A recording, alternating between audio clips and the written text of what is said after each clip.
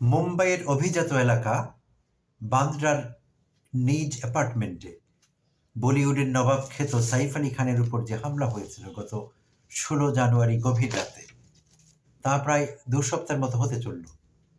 আর এই হামলার পরবর্তীতে নানা রকম কাহিনী আমাদের সামনে আসছে। Many new stories are unfolding every day almost. প্রতিদিন কিছু না কিছু নতুন আমরা পাচ্ছি সেখানে। নতুন নতুন টুইস্টস অ্যান্ড টার্নস প্রত্যেক দিন পাওয়া যাচ্ছে। শুরু থেকেই প্রশ্ন উঠেছিল অনেক কিছু নিয়ে। যেমন যে রাতে হামলা হলো, সে রাতে সাইফ আলীকে পার্শ্ববর্তী লীলাবতী হাসপাতালে নিয়ে গেল তার ছোট ছেলে তাইমুর। তো তাইমুর খুবই ছোট একটি ছেলে, গভীর রাতে তার বাবাকে নিয়ে হসপিটালে চলে গেল। সেই বাড়ির কেউ নেই, কারিনা কাপুর নেই, সাইফ আলীর ওয়াইফ, বলিউড অ্যাক্ট্রেস। সেই বাসার কোনো গৃহকর্মী নেই, কোনো কর্মচারী নেই, সিকিউরিটি নেই, কেউ নেই। জানা গিয়েছিল যে তাইমুর একাই তার বাবাকে সাইফ আলী খানকে নিয়ে লীলাবতী হসপিটালে চলে গেল। তো সেইটি নিয়েই শুরু থেকে প্রশ্ন আছে যে এটি কেন হলো, সঙ্গে কেউ কেন ছিল না। সাইফ আলী খানের মতো স্টেটাসের লোক, তার সঙ্গে সিকিউরিটি গার্ড যাবার কথা ছিল, অন্যান্য কাজের লোকরা যেতে পারতেন, কারিনা কাপুর হারসেলফ যেতে পারতেন। এটা না হয়ে একটা শিশু ছেলে তাইমুর, তাকে সাইফ আলী খানকে হসপিটালে নিয়ে যেতে হলো। হি ওয়াজ ব্লিডিং দেন, সাইফ আলীর ব্লিডিং হচ্ছিল। তো সেটিও বিরাট প্রশ্নের উদ্রেক করেছে, অনেকে প্রশ্ন তুলছে সেই বিষয়টি নিয়ে। তারপর সাইফ আলী খানের উপর হামলা হয়েছিল সম্ভবত রাত 1:30টার দিকে। আনুমানিক 1.5 ঘন্টা বা পৌনে 2 ঘন্টা পর তাকে লীলাবতী হসপিটালে তাকে যেতে হয়।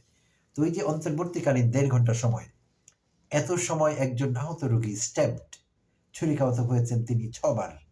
এরকম একজন রোগী 1.5 ঘন্টা পর কেন হসপিটালে গেলেন? যেখানে লীলাবতী হসপিটালের দূরত্ব বান্দ্রার সেই অ্যাপার্টমেন্ট থেকে 10 থেকে 15 মিনিটের ড্রাইভিং ডিস্টেন্স। সেখানে 1.5 থেকে পৌনে 2 ঘন্টা পর কেন তিনি হসপিটালে গেলেন? এটি নিয়েও কিন্তু শুরু থেকে প্রশ্ন উঠেছে।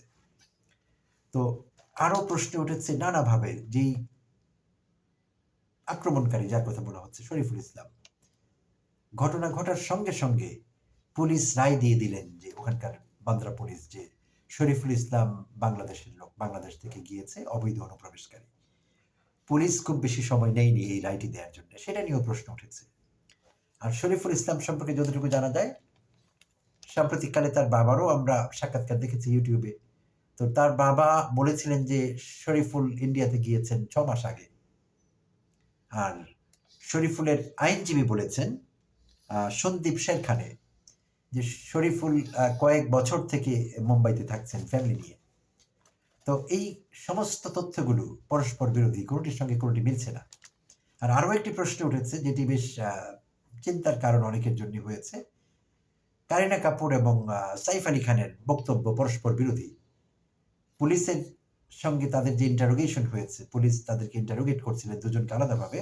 সেখানে সাইফ আলী খান বলেছিলেন যে হামলার রাতে ছোট ছেলের জেহারের চিৎকার শুনে সাইফ আলী 11 তলার অ্যাপার্টমেন্ট থেকে ছুটে গিয়েছিলেন জেহারের রুমে দেখবার জন্য যে বিষয়টি কি হয়েছে। আর কারিনা কাপুর বলেছিলেন তিনি গিয়েছিলেন 12 তলা থেকে ছুটে দেখবার জন্য কি হয়েছে। তো এই যে বিষয়টি, কেউ বলছেন 11 তলা, কেউ বলছেন 12 তলা। তো এই একই সঙ্গে একই বাসায় থাকা মানুষেরা একেকজন একেক ফ্লোরের কথা বলছেন, সেটি নিয়েও কিন্তু সন্দেহের সৃষ্টি হয়েছে বিভিন্ন মহলে। তো একের পর এক টুইস্টস আসছে, থামছেই না যেন এটি। আর ইন্ডিয়ার মিডিয়াগুলোও বলা শুরু করেছে, তারাও সন্দেহ প্রকাশ করছে যে এই যে গল্প, শরীফুলের যে গল্প, যে শরীফুল বাংলাদেশি, শরীফুল নিজে নিজেই সেই 11 তলা অ্যাপার্টমেন্টে ঢুকে গেলেন, সেই ডাক যে পাইপ আছে সেই পাইপ বেয়ে, এসির যে ডাক্ট পাইপ আছে সেটি বেয়ে উঠে গেলেন 11 তলায়। কেন উঠে গেলেন? আর উঠে গেলেন চুরি ডাকাতি কিংবা যা কিছু, যে কোনো খারাপ উদ্দেশ্যে, নেমে কি করে আসতেন? সেই প্ল্যান কি তার ছিল? যদি না থাকে তাহলে 11 তলায় তিনি গেলেন কেন? কি মনে করে গেলেন? আর এই বিষয়গুলো নিয়ে প্রশ্ন উঠেছে। আরো বড় আরেকটি প্রশ্ন উঠেছে, শরীফুলের বাবা বলেছেন ভিডিওতে, শরীফুলকে যখন তিনি দেখেছেন, ইন্ডিয়ান পুলিশ ভিডিও, সিসিটিভি ক্যামেরার ভিডিও, সেখানে তিনি বলেছেন যে ভিডিওতে যাকে দেখা যাচ্ছে, যে ছেলেটিকে, সেই ছেলেটির সঙ্গে তার ছেলের চেহারার মিল পাওয়া যাচ্ছে না, দুজনের চেহারার ভিন্নতা আছে। তো এইটি ইন্ডিয়া থেকেও এই প্রশ্নটি উঠেছে, বিভিন্ন মিডিয়া সেই প্রশ্নটি তুলেছে যে দুজনের চেহারার মিল পাওয়া যাচ্ছে না। তো তো এইটি একটি চিন্তার বিষয় এবং এটি কিন্তু সন্দেহের উল্লেখ করে যে টোটাল বিষয়টি আসলে কি ছিল। তো সব মিলিয়ে যা বোঝা যাচ্ছে তাতে করে আমাদের এটি সন্দেহ করবার যথেষ্ট কারণ আছে যে এটি আরেকটি ইন্ডিয়ান নাটক হতে পারে। ইন্ডিয়া গত ৫ আগস্টের পর থেকে বাংলাদেশ সম্পর্কে যা করছে নানা রকম ষড়যন্ত্র, ইন্ডিয়ান সরকার, মোদী সরকার মিডিয়াকে সঙ্গে নিয়েছে, গদি মিডিয়া, এমনকি রাষ্ট্রযন্ত্রকে ব্যবহার করে বাংলাদেশের বিরুদ্ধে একের পর এক ষড়যন্ত্র করেই চলেছে হাসিনার সাথে ইন্ডিয়া, আমরা জানি। তো এটি ইন্ডিয়ান সরকারের আরেকটি নতুন নাটক কিনা সেই প্রশ্ন কিন্তু দেখা দিয়েছে খোদ ইন্ডিয়াতে, বাংলাদেশে তো বটেই।